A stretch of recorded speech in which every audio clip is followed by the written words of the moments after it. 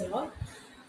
தாவீது சொல்கிறார், நீர் என்னை நம்ப பண்ணின வசனத்தை உமது அடியானுக்கு நினைத்தரும். அதுவே என் சிறுமையில் எனக்கு ஆறுதல்.